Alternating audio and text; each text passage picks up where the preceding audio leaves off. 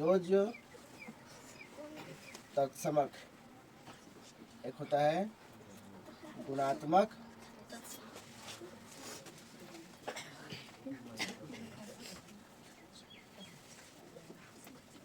तत्समक, और एक होता है प्रतिलोम, और एक होता है प्रतिलोम, और एक होता है व्युत्क्रम। देखिए और समझिए बढ़िया से। योज्य तत्समक, गुणात्मक तत्समक, है ना, प्रतिलोम व्युत्क्रम। योज्य प्रतिलोम,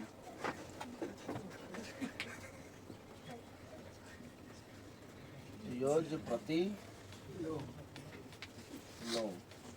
एक होता है गुणात्मक प्रतिलोम। तो इसको गुणात्मक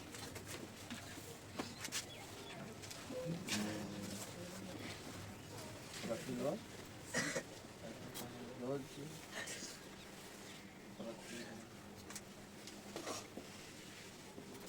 देखिए इतना पहले समझिए। क्या है? योज्य तत्समक, गुणात्मक तत्समक, प्रतिलोम, व्युत्क्रम, गुणात्मक प्रतिलोम और योज्य प्रतिलोम। ये जो है तीनों प्रतिलोम, व्युत्क्रम और गुणात्मक प्रतिलोम, ये तीनों एक ही है।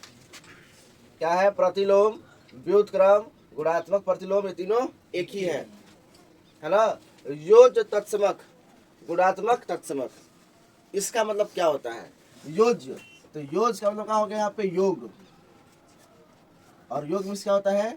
जोड़, है ना। योज्य तत्समक, इसका मतलब क्या हुआ? तो ऐसी कौन संख्या है जिसको जोड़ेंगे, मतलब जिस संख्या से जोड़ेंगे उतना ही आएगा।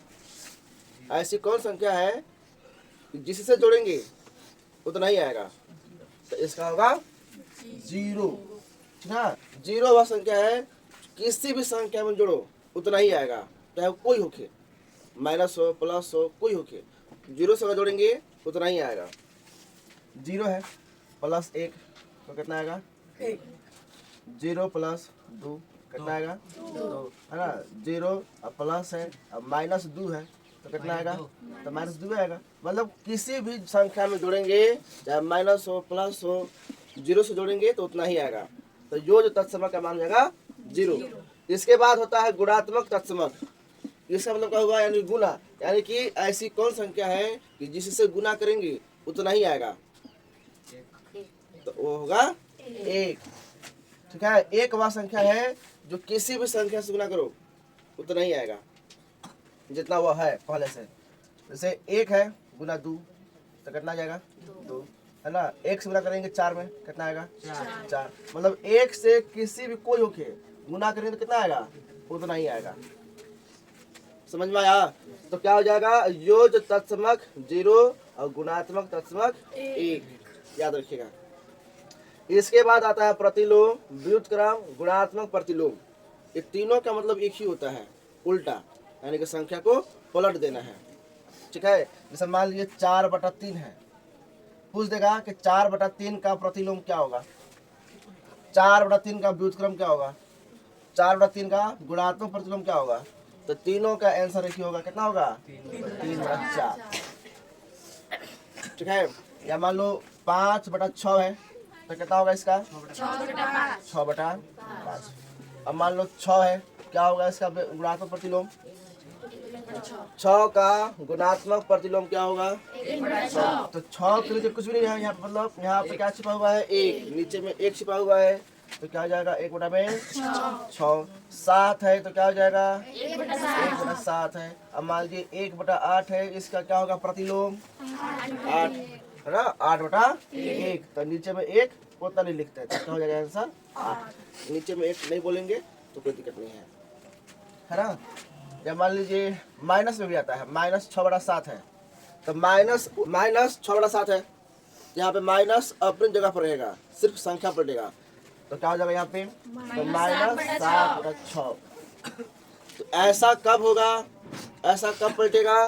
जब या तो प्रतिलोम पूछे या व्युत्क्रम पूछे या गुणात्मक प्रतिलोम पूछे, ठीक है। और योज्य प्रतिलोम में जो इसका जो है नियम उल्टा है। योज्य प्रतिलोम इसका मतलब ये हुआ कि अगर कोई संख्या प्लस में है तो हो जाएगा माइनस में, अब अगर कोई संख्या माइनस में है तो हो जाएगा प्लस में, है ना। जैसे मान लो -3 का योज्य प्रतिलोम क्या होगा, सिर्फ +3, या 3 लिखे या +3 लिखे, दोनों एक ही है ना, याद रखिएगा। या तो ऑप्शन में दिया होगा +3 या तो 3 दिया होगा। 4/3 का योज्य प्रतिलोम क्या होगा, -4/3 का योज्य प्रतिलोम क्या होगा, माइनस है प्लस में है जी, तो -4/3। अब मान लो 4/3 का गुणात्मक प्रतिलोम क्या हो जाएगा, इसको पलट देंगे 3/4। समझ में आ गया? चलो ठीक है, तो यहाँ तक जो है हम लोग का कोई दिक्कत नहीं होना चाहिए।